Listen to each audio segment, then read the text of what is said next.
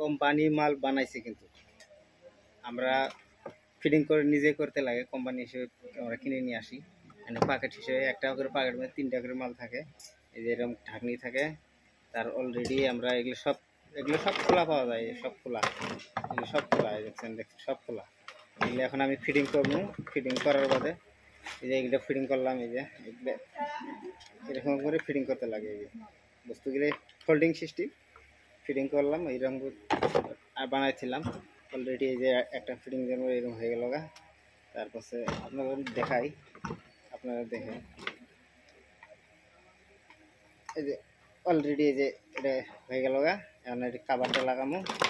Already এরকম কাভারটা লাগানো, cover লাগানো করে একদম এই যে লাগাইছি,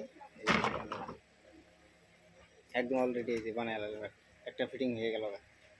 তাই আপনারা কিছু মনে করবেন না। তখন আমি ফিটিং করতেছি, হঠাৎ করে একটা বস্তু মনে আইলো, যে আমি আমার বন্ধুদের জন্য শেয়ার করে দেখাই দিই বস্তুটা কীরকম হয়।